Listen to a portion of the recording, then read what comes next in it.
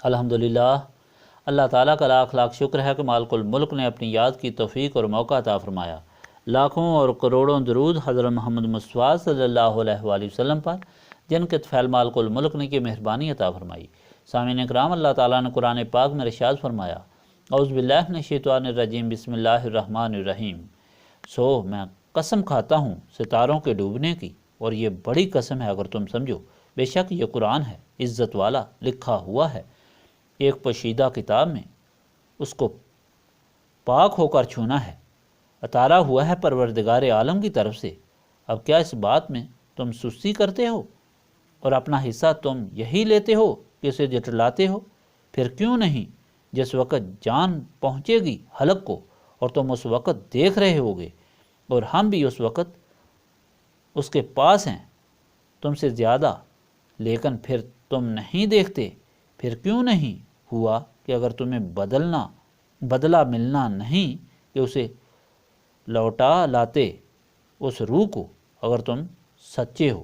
پھر اگر وہ مقربوں سے ہے تو راحت ہے اور پھول اور چین کے باغ، پس اگر وہ ہوا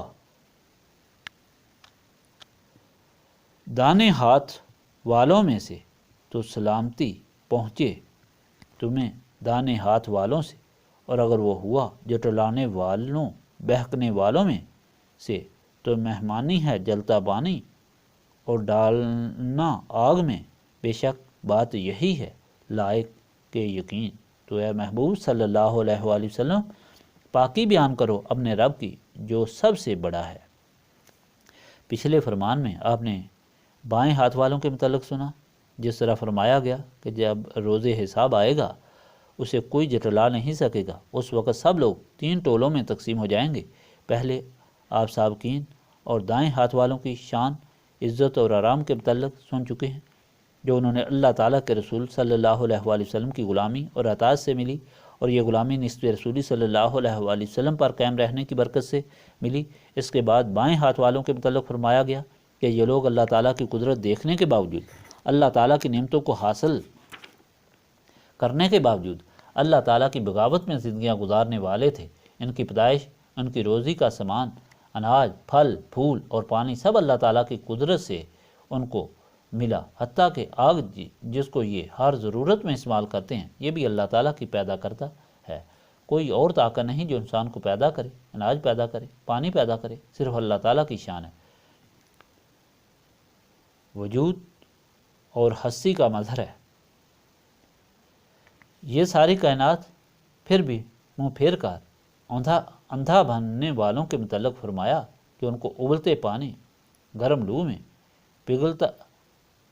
پگھلتا رکھا جائے گا، ان کو کھانے کے لیے زقوم کے درخت سے پیٹ بھر کر کھلایا جائے گا، اور ان کو ابلتا پانی پیٹ بھر کر پلایا جائے گا، اور وہ جہنم میں تڑپتے رہیں گے۔ آج کے فرمان میں فرمایا گیا کہ یہ ہدایت جو دی گئی ہے قیامت کا واقعہ ہونا حقیقت ہے، جس میں سب کچھ زیر و زبر ہو جائے گا، جس میں لوگ 3 گروہوں میں تقسیم ہو جائیں گے۔ سابقین جو عزت کے ساتھ اور عیش و عشرت کے ساتھ عظیم الشان باغوں میں ہوں گے، دوسری جماعت دائیں ہاتھ والوں کی جو جنت کے باغوں میں ہوگی اور اللہ تعالیٰ کی نعمتوں سے مستفید ہوگی، تیسری جماعت بائیں ہاتھ والوں کی جو گرم دھوئیں میں جہنم کی آگ میں زقوم کھاتے، ابلتا پانی پیتے، تڑپتے ہوں گے۔ اللہ تعالیٰ فرماتا ہے کہ یہ سارا فرمان حق ہے، سچ ہے، اور یہ قرآن کریم جو لوح محفوظ میں موجود ہے، یہ بہت بڑی عزت والی کتاب ہے، کیونکہ یہ مالک خالق وحدہ لا شریک رب العالمین کی طرف سے نازل کی گئی ہے۔ اس میں کوئی شبہ اور شک نہیں ہو سکتا۔ اے انکار کرنے والو، تم دیکھ رہے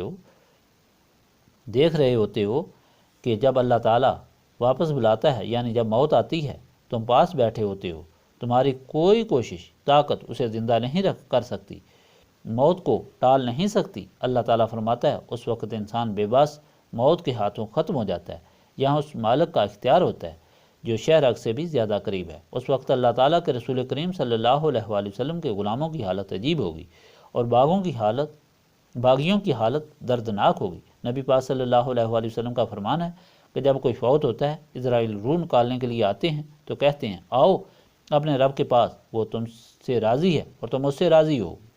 روح اس طرح نکل کر باہر آ جاتی ہے جس طرح مشکیزہ کھولنے سے پانی بہہ جاتا ہے۔ عزرائیل روح کو ان فرشتوں کے حوالے کر دیتے ہیں جو پاک نوری کفن لے کر بیٹھے ہوتے ہیں۔ وہ اس کو لے کر آسمان کی طرف جاتے ہیں۔ پہلے آسمان کا دروازہ کھٹکھٹاتے ہیں، اندر سے آواز آتی ہے، کون ہے؟ فرشتے مرنے والے کا اچھا نام جو دنیا میں ہوتا ہے وہ لیتے ہیں، تو اللہ تعالیٰ کی اجازت سے دروازہ کھول دیا جاتا ہے۔ اس طرح دوسرا اور دروازہ، پھر تیسرا دروازہ، آخر ساتوں آسمان کا دروازہ کھلتا ہے تو حکم ہوتا ہے، یہ اللہ تعالیٰ کا بندہ ہے، اسے لے جاؤ، قبر میں عزت سے لٹا دو۔ وہ قبر میں لا کر لٹا دیتے ہیں۔ قبر مشرق سے مغرب، شمال سے جنوب تک کھل جاتی ہے۔ جنت کی طرف ایک کھڑکی بن جاتی ہے جس سے خوشبو اور ٹھنڈی ہوا آتی ہے، اور ایک بہت خوبصورت شکل والا آ کر بیٹھ جاتا ہے اور اچھی اچھی باتوں سے اس کا دل بہلاتا ہے۔ وہ پوچھتا ہے، تم کون ہو؟ تو وہ کہتا ہے، تمہارے نیک اعمال ہوں، اللہ تعالیٰ کے حکم سے تمہارا دل بہلانے آیا ہوں۔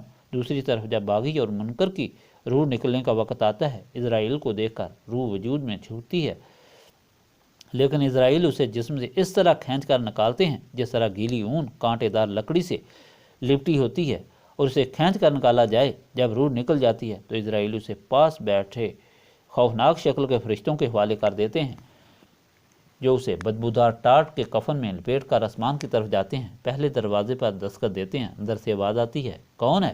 تو دنیا میں جو اس کا برا نام لیا جاتا تھا وہ لیتے ہیں۔ حکم آتا ہے، اسے واپس لے جاؤ، اس کی قبر میں لٹا دو۔ وہ لا کر اس کو قبر میں لٹا دیتے ہیں۔ قبر کبھی مشرق سے مغرب اور کبھی شمال سے جنوب آ کر آپس میں ملتی ہے، اور اس طرح اس کی ہڈیاں چکنا چور ہوتی ہیں اور پھر بنتی ہیں۔ دوزخ کی طرف سے کھڑکی کھول دی جاتی ہے جہاں سے بدبودار اور گرم ہوا آتی ہے، اور اس کے بدعمال ایک بد شکل صورت بن کر اسے ڈراتے رہتے ہیں۔ اس پاک فرمان میں یہ بتایا گیا کہ اللہ تعالیٰ کے بندوں، رسول پاک صلی اللہ علیہ وآلہ وسلم کے غلاموں کا کیسا انجام ہوگا اور منکرین اور باغیوں کا کیسا انجام ہوگا۔ اللہ تعالیٰ کی بندگی، رسول پاک صلی اللہ علیہ وآلہ وسلم کی غلامی نسبت رسولی صلی اللہ علیہ وآلہ وسلم سے حاصل ہوتی ہے، کیونکہ نسبت رسولی صلی اللہ علیہ وآلہ وسلم سے دل و دماغ روشن ہوتے ہیں، شیطان اور نفس گمراہ نہیں کر سکتا، اور اتنی طاقت ہو جاتی ہے کہ انسان شیطان اور نفس کو مغلوب کر کے اللہ تعالیٰ کا بندہ اور رسول پاک صلی اللہ علیہ وآلہ وسلم کا غلام بن کر زندگی گزار سکتا ہے۔ حضرت عبداللہ بن مسعود بیمار تھے۔ حضرت عثمان ان کی عیادت کے لیے گئے اور فرمایا، آپ کو کیا تکلیف ہے؟ انہوں نے کہا، گناہوں کی تکلیف ہے۔ پھر پوچھا، آپ کو کیا چیز ضرورت ہے؟ تو انہوں نے جواب دیا، اللہ تعالیٰ کی رحمت کی۔ پھر انہوں نے کہا، میں طبیب بلاتا ہوں۔ تو فرمایا، طبیب ہی نے تو بیمار کی ہے۔ پھر فرمایا، اچھا میں بیت المال سے کچھ رقم بھیجتا ہوں۔ انہوں نے کہا، اس کی ضرورت نہیں۔ حضرت عثمان نے فرمایا، لے لیجئے، آپ کے بچوں کے کام آئے گی۔ حضرت عبداللہ بن مسعود نے فرمایا، آپ کا خیال ہے میرے بچوں کو تکلیف ہوگی؟ میں نے ان کو فرمان رسول کریم صلی اللہ علیہ وآلہ وسلم سنایا، جو شخص رات کو سورۃ واقعہ پڑھے وہ کبھی بھوکا نہیں رہے گا۔ یہ گفتگو نسبت رسولی صلی اللہ علیہ وآلہ وسلم سے مالا مال نبی پاک صلی اللہ علیہ وآلہ وسلم کے غلاموں کی ہے، اور اسے پتہ چلتا ہے کہ نسبت رسولی صلی اللہ علیہ وآلہ وسلم رکھنے والے زندہ ہوں یا مردہ، وہ اللہ تعالیٰ کی بندگی اور رسول پاک صلی اللہ علیہ وآلہ وسلم کی غلامی میں مست اور دیوانے ہوتے ہیں۔ یہی وہ دولت عظمیٰ ہے جس کے سوالی بن کر ہم یہاں جمع ہو کر یاد الہی کرتے ہیں۔ اللہم صلی علی سیدنا محمد علی آلہ وصحابہ صلاۃ تکون لنا امان من کل خوف،